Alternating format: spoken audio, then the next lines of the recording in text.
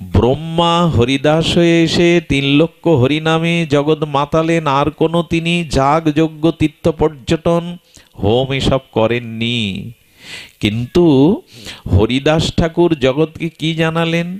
আচ্ছা, বেদ বক্তাকে, বেদের রক্ষক বেদ বক্তা ব্রহ্মা, স্বয়ং ব্রহ্মা। তা সর্বজ্ঞানী অগ্রগণ্য বেদ বক্তা ব্রহ্মা যদি হরিদাস হয়ে আর হরিনাম করে, এই কারণে করালেন মহাপ্রভু, যাতে জ্ঞানীরা একথা বলার সাহস না পায়, অজ্ঞানী সরলরা, গ্রামের মানুষরাই হরিনাম করে। আজ ব্রহ্মা এসে দেখাচ্ছেন হরিনামের থেকে শ্রেষ্ঠ সাধন জগতে নাই, হরিনাম সর্বসাধনের শ্রেষ্ঠ এই কলিযুগে। ব্রহ্মা করে দেখাচ্ছেন হরিনাম হলো সর্বসাধন শিরোমণি। প্রভু কহে শোনো মিশ্র, প্রভু কহে শোনো মিশ্র, কলিযুগে নাহি তপযোগ্য, যে জনা কৃষ্ণ ভজে তার মহা ভাগ্য। অতএব গৃহে তুমি কৃষ্ণ ভজ গিয়া, খুঁটিনাটি পরিহরি একান্ত হইয়া, সাধ্য সাধন তত্ত্ব যা কিছু সম্বল, হরিনাম সংকীর্তনে মিশালো। সাধ্য সাধন তত্ত্ব যা কিছু একসাথে হরিনামে মিশালো। প্রভু বলছেন হরে কৃষ্ণ কৃষ্ণ কৃষ্ণ হরে হরে, হরে রাম রাম রাম হরে হরে। প্রভু কহে কহিলাম এই মহামন্ত্র, ইহা গিয়া জপসভা করিয়া নির্বন্ধ, ইয়া হইতে সর্বসিদ্ধি হইবে সবার, সর্বক্ষণ বলইতে বিধি নাহি আর। সর্বসাধন শিরোমণি হরিনাম। এই জন্য সনাতন ধর্মের কেউ জন্মালে এখন তো উলোধ্বনি আর হরিনাম কানে দেয়া হয় না, কিন্তু উচিত হলো জীবনের প্রথম শব্দ যেন হরিনাম হয়ে কানে যায়, আর জীবনের অন্তিম শেষ শব্দও যেন হরিনাম হয়ে কানে যায়। আমাদের জন্ম থেকে মৃত্যু পর্যন্ত এই হরিনামই সারে। এর অনুভূতি যদি সামান্য আপনাকে স্পর্শ করে না, আপনার আর অহংকার আসবে না, আপনার ভিতরে দৈন্য আসবে, সমর্পিত ভাব আসবে। লীলাচলে চলিলে তুমি মোর কোন গতি, লীলাচলে যাইতে মোর নাহিক সকতি। হরিদাস বললেন প্রভু লীলাচলে যাওয়ার আমার সকনি, মঞ্চে অধম না পাবো তোমার দর্শন। এগুলি কথা, এ কি মাত্র কটা শব্দ? হ্যাঁ, হরিদাস বললেন মঞ্চে অধম না পাবো তোমার দর্শন, আমি অধম, তোমার দর্শন পাবো না, কেমনে ধরিব এই পাপিষ্ট জীবন। কি দৈন্যের ভাষা, কি নিজেকে দৈন্যের মূর্তি গড়ে তুলেছেন। হ্যাঁ, এই পাপিষ্ট জীবন কি করে ধারণ করব তুমি ছাড়া প্রভু? তুমি লীলাচলে চললে। আচ্ছা দেখুন, যেমন ভক্ত তেমন ভগবান। উনি যেমন দন্য করে বলছেন তুমি ছাড়া আমার গতি নেই, লীলাচলে যাওয়ার আমার শকতি নেই, প্রভু কি বলছেন শুনুন, যেমন ভক্ত তেমন ভগবান। প্রভু কহে করো তুমি দন্য সংবরণ, তোমার দন্যতে মোর ব্যাকুল হ্যাঁ মন। আচ্ছা, ভগবানের বুক কখন ফাটে বলতে পারেন? ভগবানের মন কখন ছটপট করে? বলো, ভক্ত যখন চোখের জলে দৈন্য প্রকাশ করে তখন ভগবানের বুক ফেটে যায়। এই দৈন্য ভগবান সহ্য করতে ব্যাকুল হয় মন, তোমা লাগি জগন্নাথে করিব নিবেদন। এই দেখুন, আচ্ছা মহাপ্রভু বলতে পারতেন না আমি তোমায় নিয়ে যাব, চিন্তা করো না হরিদাস, আমি তোমায় নিয়ে যাব, তোমা লাগি জগন্নাথে করিব। উনি বলছেন তুমি ছাড়া গতি নাই, আমি লীলাচলে যাইতে মোর নাহিক সকতি। তেমন ভগবানেরও দন্য দেখেন, তোমা লাগি জগন্নাথে করিব নিবেদন, আমি জগন্নাথের চরণে তোমার জন্য একবারও বলছে না যেই কৃষ্ণ সেই গৌর সেই তো জগন্নাথ, কিন্তু বলছেন আমি তোমার জন্য জগন্নাথের, তোমা লইয়া যাব শ্রী পুরুষোত্তম, জগন্নাথে নিবেদন করে নিয়ে যাব। আর এই জগন্নাথেই লীলাচল ক্ষেত্রে ঠাকুর হরিদাস ছিলেন, সিদ্ধ বকুলের তলায় নিত্য নিরন্তর। আচ্ছা কি মজার ঘটনা দেখুন, নদী চিরকাল সাগরে গিয়ে মেশে, সাগর নদীর কাছে আসতে যাবে কেন? কিন্তু হরিদাস আর মহাপ্রভুর লীলায় বিপরীত। এখানে হরিদাস কখনো গাম্ভীরায় যাননি, হরিদাস কখনো জগন্নাথ মন্দিরে যাননি, নিজেকে অধম মনে করতেন, যোগ্য মনে করতেন না। যবনের ঘরে লালিত পালিত হয়েছি, জগন্নাথ দর্শন আমার। এই জন্য মহাপ্রভু উল্টো স্রোত বইছে। মহাপ্রভু বললেন, হরিদাস তুমি না আসতে পারো, আমি নিত্য তোমার কাছে যাব। হরিদাস তুমি আমার কাছে না আসতে পারো, এই স্থানে রহ করো নাম সংকীর্তন, প্রতিদিন আসি আমি দিব দর্শন, আমি আসব। একটু ভক্তি, একটু নাম নিয়ে থাকুন, আপনাকে ভগবানের পিছনে ছুটতে হবে না, ভগবানই একদিন আপনার কাছে আসবে। মন্দিরের চক্র দেখতেন, আড়াল করে গাছের শাখা পোশাকাগুলো সরিয়ে চক্র দেখে প্রণাম করতেন। হরিদাস ঠাকুরের দৈন্য নিজে নিজে যেতেন না। মহাপ্রভু তাকে কত বড় উপাধিতে ভূষিত করেছেন দেখুন, এই উপাধি আর কেউ পায়নি। প্রভু কহে, তোমার স্পর্শী পবিত্র হইতে তোমার পবিত্র গুণ নাহিত আমাতে। শ্রীকৃষ্ণ চৈতন্য বলছেন, তোমার মতো পবিত্র গুণ আমাতেও নাই হরিদাস। আর কি বলছেন, ক্ষণে ক্ষণে করো তুমি সর্বতীর্থে স্থান, ক্ষণে ক্ষণে করো তুমি যোগ্যতা অবদান। এই দেখুন হরিনামের মহামহিমা, যিনি নিত্য নিরন্তর হরিনাম করেন, তিনি সর্বক্ষণ তীর্থে স্নান করেন, সর্বক্ষণ যোগ্যদান করেন, তার কোনো কিছু বাকি থাকে না। প্রভুই মুখে বললেন, নিরন্তর করো চারি বেদ অধ্যয়ন, দ্বিজন্যাসী হইতে তুমি পরম পাবন। যে হরিনাম আশ্রয় করে, সে চারি বেদ অধ্যয়ন করে, সে দ্বিজ ন্যাসী হইতে পরম পাবন। আমি পুরো হরিদাস নির্যান জানাবো না, তবু বলি, এই হরিদাস ঠাকুর তিনি বিদ্ধ হয়েছেন, নাম সংখ্যা ধীরে লয়ে তিনি নাম নিচ্ছেন। ঠিক তার শেষ কোনো নির্জানে, কোনো প্রয়াতবার্ষিকে, হয়তো ভীষ্মের নির্জান, নালে ঠাকুর হরিদাসের মহিমা একটু কীর্তন করতে হয়। হ্যাঁ, হরিদাস ঠাকুর শেষের কটা দিন, অপ্রকাটের আগের কটা দিন প্রসাদ পাচ্ছিলেন না। মহাপ্রভুর অবশিষ্ট অধরামৃত প্রসাদ হরিদাসের জন্য বরাদ্দ ছিল। হরিদাস গোবিন্দ দাসের নেওয়া প্রসাদকে সম্মান জানিয়ে কণা মাত্র মস্তকে জিহ্বাই দিয়ে প্রসাদ ফিরিয়ে দিচ্ছিল। হরিদাস ঠাকুরের এই অবস্থা দেখে গোবিন্দ দাস মহাপ্রভুর একান্ত অঙ্গসেবক প্রভুকে নিবেদন করলেন, প্রভু তোমার হরিদাস প্রসাদ পাচ্ছে না। মহাপ্রভু ব্যাকুল হয়ে ছুটে এসে বলছেন, হরিদাস তোমার শরীর সুস্থ তো? সারাটা জীবন তুমি পড়ে রয়েছ, তোমার শরীর সুস্থ তো? বলো তো, আমি একটু ঔষধ পত্র কবিরাজের ব্যবস্থা করি। ঠাকুর হেসে বললেন, শরীর সুস্থ মোর, অসুস্থ বুদ্ধি মন। ভগবত ভজন না করলে মন বুদ্ধি অসুস্থ হয়ে যায়। হরিদাস ঠাকুর বললেন, আমার আমার আমার শরীর সুস্থ প্রভু, শরীরকে নিয়ে আমি ভাবি না। এ শরীর চিতায় দিলে এক মুষ্টি ভস্য হবে, মাটির নিচে দিলে কৃমি কীট হয়ে যাবে, আর শৃগাল কুকুর ফেলে দেওয়া দেহটা খেলে ওদের উদরে মলমূত্র হবে। এ দেহের রোগকে রোগ ভাবে না হরিদাস, ভগবানকে ঠিক ঠিক ভজন না করে পাতাই হলো প্রকৃত ব্যাধি।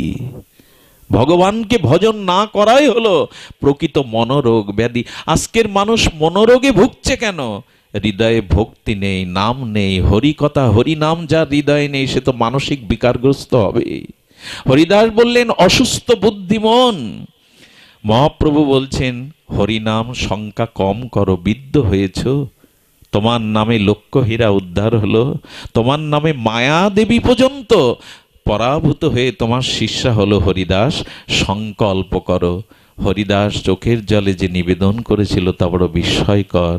প্রভু, জীবনে যতটুকু শ্বাস আসে অন্ন না পেলেও বাঁচব, কারণ নারী মনে হয় বেঁচে থাকে কিছুদিন অন্ন জল না পেলেও, মানুষের নারী। কিন্তু বললেন, নামামৃত বিনে যদি খায় অন্ন পানে, তবু ভক্তের দুর্বল জীবন। এই দেখুন কি পরিভাষা। বললেন, প্রভু অন্ন না পেলেও বাঁচব, কিন্তু তোমার নাম না নিলে তো বাঁচব না গৌর হরি। এই জন্য অন্ন নিতে গিয়ে সময়টা ব্যয় হলে আমি সংখ্যা নাম সময় মতো পূর্ণ করতে পারছি না। এই জন্য বললেন, হরিদাস ঠাকুর রাজ শাসকের সামনে, মৃত্যুদণ্ডের সামনে দাঁড়িয়ে ভজন কত দৃঢ়তা। খণ্ড খণ্ড হয় যদি দেহ মন প্রাণ, তবু না বদনে ছাড়িব। পারবো তো আমরা মৃত্যুদণ্ডে রাজ শাসকের সামনে দাঁড়িয়ে এই কথা বলতে? একটা কথা বলি, যতই দুর্যোগ আসুক, যতই অন্ধকার আসুক, যতই পরিস্থিতি বিরূপ হোক, ভগবানের নাম কেউ ছাড়বেন না। এই নামই রক্ষা করবে, নাম রক্ষা করবে, আমাদের নাম পরিত্যাগ করবেন না। হরিদাস ঠাকুর বলেছিলেন, আমার দেহ খণ্ড খণ্ড করতে পারো, কিন্তু জিহ্বায় আমি নাম। একজন শাসকের সামনে, মৃত্যুদণ্ডদাতার সামনে দাঁড়িয়ে একথা হরিদাস ঠাকুর বলেছিল, নাম পরিত্যাগ করবেন না। হরিদাস ঠাকুরের বিষণ্ণ বদনে চোখের ভাষা মহাপ্রভু অনুভবে বুঝতে পেরে বলছেন, কিছু বলবে হরিদাস, কিছু বলবে? হরিদাস তখন বারবার বারবার যেন লজ্জিত হয়ে বলতে গিয়েও বলতে পারছে না। কি জানেন, এক বাঞ্ছা হয় মোর বহুদিন হইতেই। দেখুন, আচ্ছা, বহুদিন একটা ইচ্ছা আমার মনে, হরিদাস বলছে না কেন মহাপ্রভুকে?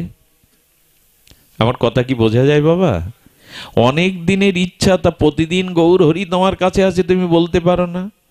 হরিদাসকে মহাপ্রভু একদিন ডেকে বলেছিল, বর চাও। হরিদাস অবনত মস্তকে বলেছিল, চাওয়ার তো একটা যোগ্যতা লাগে প্রভু, চাইবারও তো একটা যোগ্যতা লাগে। চাইলে কি পাওয়া যায় যোগ্যতা ছাড়া? আমার যে যোগ্যতা নেই তোমার কাছে কিছু চাওয়ার। হরিদাস, এত ধন্য করো না, তুমি আমার কাছে কিছু চাও, প্রভু দেবে।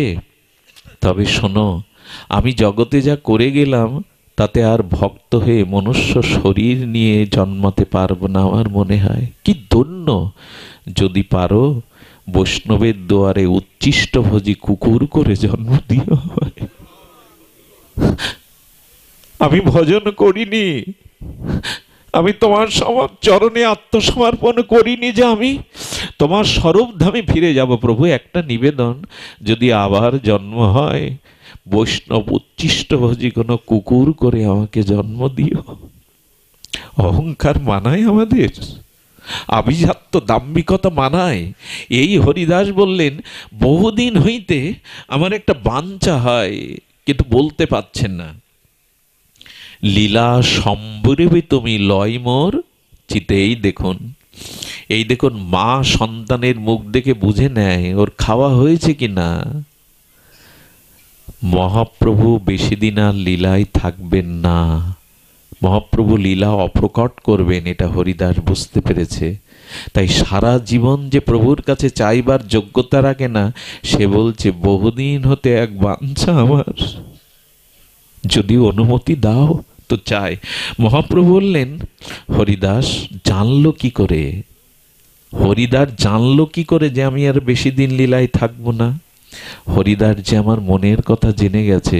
মহাপ্রভু তখন গম্ভীর হয়ে গেছে, হরিদাসকে বলছে, তোমার সেই বাঞ্ছাটা কি বলো? আহা, পৃথিবীতে এমন চাওয়া বুঝি কেউ চায়নি। হরিদাস বললেন, সেই লীলা প্রভু মোরে কবু না দেখাইবা। প্রভু কি বলছেন? আপনার আগে মোর শরীরও পারিবা। ভগবানের কাছে জীবনে প্রথম হরিদাস চাইছে, কি চাইছে মা? আমার মনে হয় তুমি আর বেশি দিন লীলা প্রকট থাকবে না, তোমার লীলা সংবরণ করবে। প্রভু চাওয়াটা কি জানো? আমি যেন তোমার আগে জগৎ থেকে যেতে পারি। সারা জীবনে শুধু একটি জিনিস চাইছেন, তাও এই যে তোমার আগে যেন আমার শরীর পড়ে। আচ্ছা, ভক্ত আর ভগবান এক জায়গায় হলে দুইজন যদি ইচ্ছা প্রকাশ করেন, কার ইচ্ছা পূর্ণ করেন? কার ইচ্ছাটা টিকে থাকে? ভগবান চিরকাল ভক্তের ইচ্ছা পূরণ করে নিজে হেরে যান।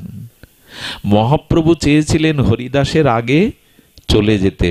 হরিদাস বুঝতে পেরে বলছেন, তোমার আগে মোর শরীরও পারিবা, যেন তোমার আগে আমি যেতে পারি। কেন জানে?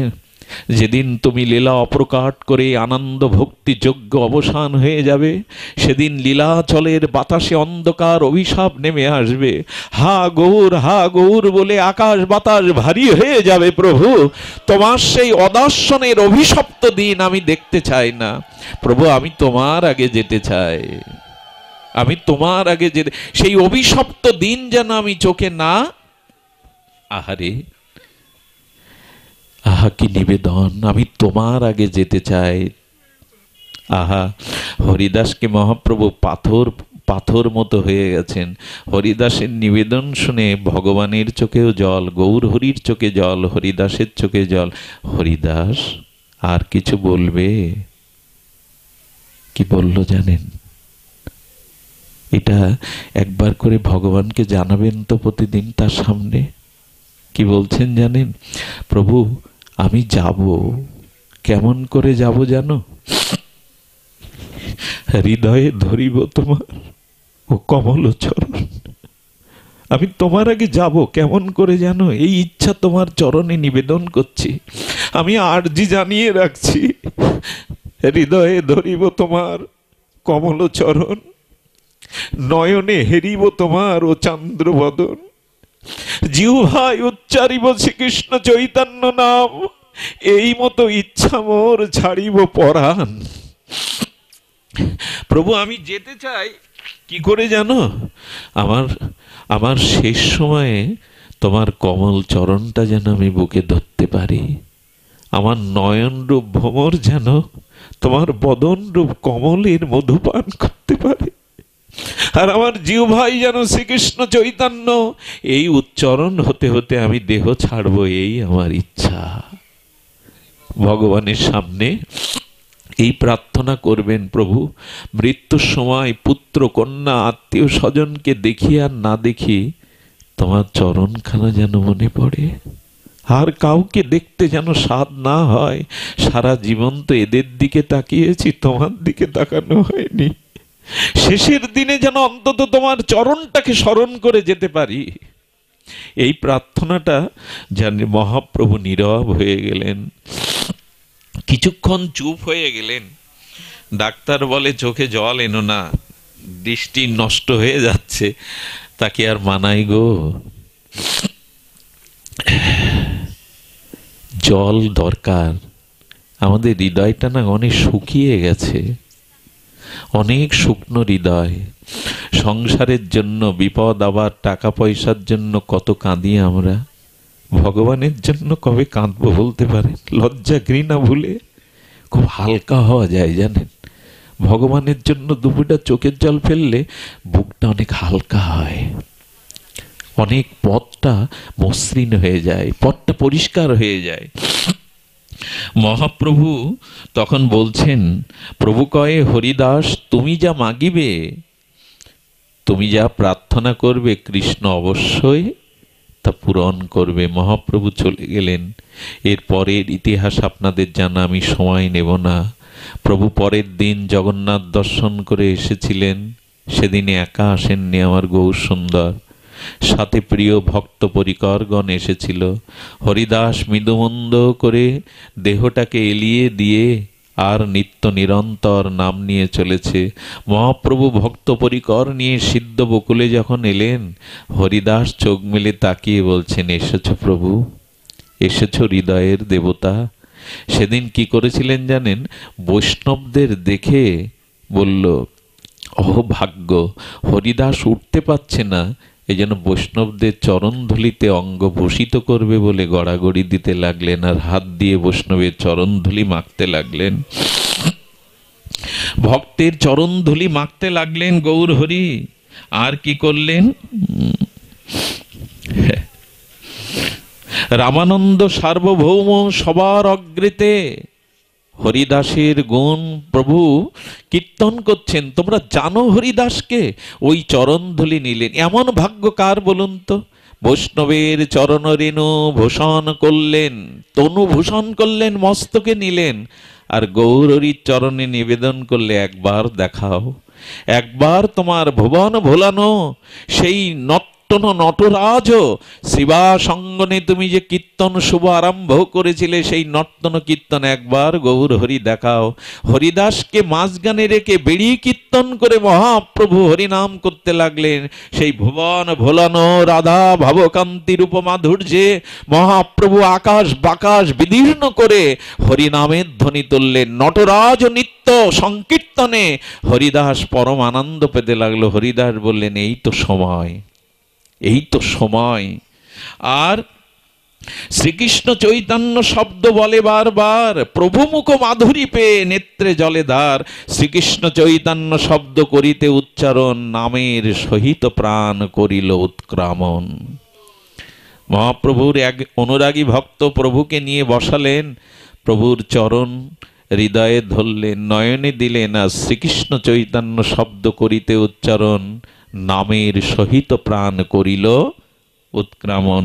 মহাযোগেশ্বরের যেমন স্বাচ্ছন্দ্য মৃত্যু ভীষ্মদেবের, আজ হরিদাসও সেই স্বেচ্ছায় চলে গেলেন। এরপর প্রভু অঙ্গনে নাচলেন, স্বরূপ দামোদর বললেন, প্রভু হরিদাসকে দাও, তার অন্ত্যেষ্টিক্রিয়া করতে হবে।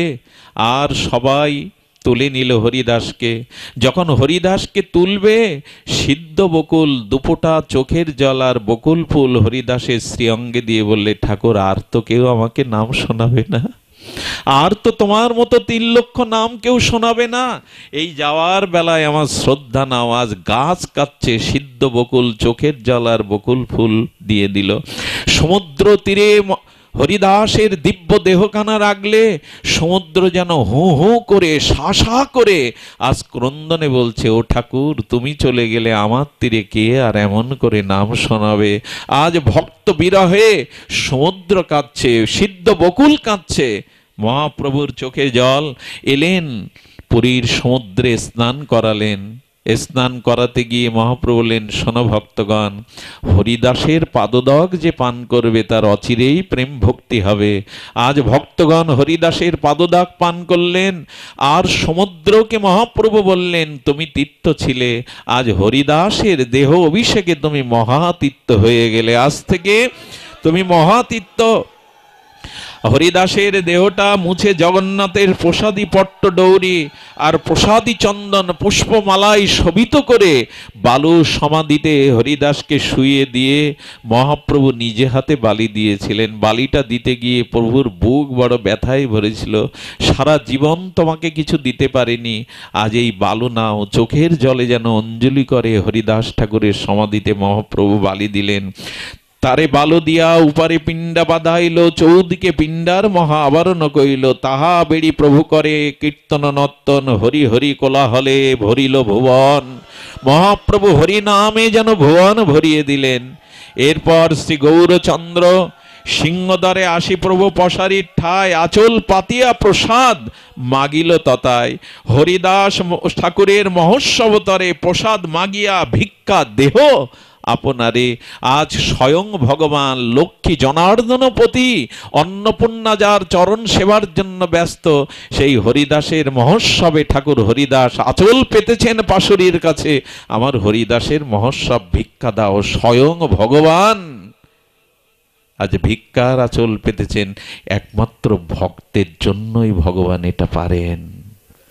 ভক্ত ছাড়া তার এমন তো কেউ আপনায়। সেই ভিক্ষা করতে দেখে আর স্বরূপ দামোদর অনুভবী ভক্তদের বললেন, প্রভুর কাঁধে দিও না, প্রভুর কাঁধে দিও না, আমাদের কাছে দাও। মহাপ্রভু কাশী মিশ্রের আলাই থেকে প্রসাদ এলো, আর জগন্নাথের প্রসাদই এই প্রসাদ মহাপ্রভু ভক্তদের বসালেন, নিজে আসন পেতে দিলেন। এই দেখেন আমার গৌর হরি বৈষ্ণব সেবা নিজে করে দেখাচ্ছেন। আজ মহাপ্রভু নিজে আসন দিলেন, ভক্তদের পাতে নিজে পরিবেশন করছেন। এক একজনের পাতে 5 জনের মতো করে প্রভুর হাতে কি কম ওঠে গো।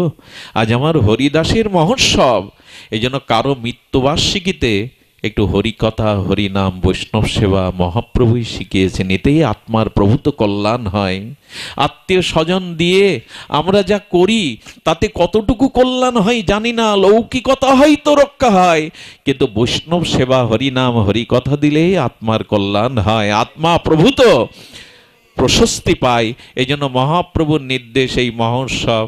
ভক্তরা প্রসাদ পাচ্ছে না, কারণ গৌর হরি তো সারাদিন কিছু পাননি, উনি মুখে জলও দেননি। প্রভু তুমি না পেলে কি ভক্তরা পায়? জোর করে স্বরূপ দামোদর মহাপ্রভুকে বসালেন, আর বক্রেশ্বর পণ্ডিত স্বরূপ দামোদর পরিবেশন করলেন। ভক্তদের বিদায় দিচ্ছেন প্রভু। দিতে দিতে আমরাও বিদায় বেলা এসে গেছি। প্রভু হরিদাসের নির্জানে যে ভক্তদের বিদায়ের আশীর্বাদ দিলেন তা চৈতন্য চরিতামৃতকার বড় স্বর্ণাক্ষরে লিখে গেলেন। শুনুন, সেই শব্দগুলো কানে গেলেই গৌর প্রীতি, হরিদাস প্রীতি আপনার হৃদয়ে আসবে। হরিদাসের বিজয় উৎসব যে কইল। আপনারা আপনাদের মানস নেত্রে নিশ্চয়ই হরিদাসের বিজয় উৎসব দেখেছেন। আচ্ছা, কারো মৃত্যুকে বিজয় উৎসব বললেন কেন? হরিদাসের বিজয় উৎসব যে কইল। জীবনের শ্রেষ্ঠ বিজয় কি জানেন? যদি মৃত্যুর সময় হরিদাসের মতো ভগবানের নাম নিতে নিতে যাওয়া যায়, এটা মৃত্যু নয়, এটা পরম বিজয়। যদি শেষের দিনে ভগবানের নাম নিতে নিতে যেতে পারেন, এটাই হলো পরম বিজয়, এটাকে মৃত্যু বলে না। হরিদাসের বিজয় উৎসব যে কইল দর্শন, যেই তারে নিত্য কইল, যে কইল কীর্তন। এই যে আমাদের শুভঙ্কর, আজ বসুন্ধিয়ার যে ভক্তরা কি সুললিত মধুর কণ্ঠে হরিনাম করলেন, হরিদাসের নির্জানে যারা কীর্তন করলো, যারা নৃত্য করলো, যারা অংশগ্রহণ করলো, হরিদাস নির্জন যারা মানস নেত্রে দর্শন করলো, প্রভু বললেন তারে বালকা দিতে যে করিল গমন, তার মহোৎসবে যে করিল ভোজন, অচিরে হইবে সবার কৃষ্ণ প্রাপ্তি। প্রভু আশীর্বাদ দিচ্ছেন, অচিরেই হইবে সবার কৃষ্ণ প্রাপ্তি। হরিদাস দর্শনে ওইচে হয় শক্তি। যে হরিদাসকে দর্শন করে সে অচিরেই, যে হরিদাসের কথা শ্রবণ করে অচিরেই তার কৃষ্ণ ভক্তি হবে। কে আশীর্বাদ করছেন? স্বয়ং মহাপ্রভু। আর কি বলছেন? হরিদাস দর্শনে ওইচে হয় শক্তি, কৃপা করে কৃষ্ণ মোরে দিয়েছিল সঙ্গ। মহাপ্রভু ভাগ্যবান মনে করছেন হরিদাসের সঙ্গ, কৃপা করে কৃষ্ণ মোরে দিয়েছিল সঙ্গ। স্বতন্ত্র কৃষ্ণের ইচ্ছায় কইল সঙ্গ ভঙ্গ। কৃষ্ণের ইচ্ছায় আজ আমি সাথী হারা হলাম। হরিদাসের দেখুন, ভক্তের জন্য ভগবানের কত ব্যথা। কৃষ্ণ আমাকে এক সঙ্গ দিয়েছিল। আমার কি মনে হয় জানেন, এই পৃথিবীতে সব থেকে বড় ব্যথা কি, সব থেকে বড় যন্ত্রণা, ব্যথা, ব্যথার মধ্যে শ্রেষ্ঠ ব্যথা কি জানেন? ভক্তকে হারিয়ে ফেলা, ভক্ত সঙ্গ হারিয়ে ফেলা। দুঃখ মধ্যে কোন দুঃখ বড়? কৃষ্ণ ভক্ত বিনা দুঃখ নাহি। যদি শুদ্ধ কৃষ্ণ ভক্ত জীবন থেকে চলে যায়, হারিয়ে যায়, এর থেকে বড় ব্যথা, এর থেকে বড় দুঃখ নেই। এজন্য বৈষ্ণব বন্দনায় গাওয়া হয়, সঙ্গ বড় ভালোবাসি, জন্মে জন্মান্তরে যেন এমন সঙ্গ পায়। প্রভু যেন সঙ্গ ছাড়া করো না, যেন সঙ্গ ছাড়া করো না। যত অপরাধ করি দণ্ড দিও, কিন্তু সাধু সঙ্গে রেখো, সঙ্গ থেকে যেন বঞ্চিত করো না। জন্মে জন্মে যেন এই সঙ্গ পায়। মহাপ্রভু কাঁদছেন আর বললেন, স্বতন্ত্র কৃষ্ণের ইচ্ছায় হইল সঙ্গ ভঙ্গ। হরিদাস চলে গেল। জানেন, হরিদাস যাওয়ার পরে মহাপ্রভু আর বেশি দিন ছিলেন না। হরিদাস যাও, আমিও তোমার পিছনে। ভক্ত বিরহে ভগবানও চলে গিয়েছিলেন।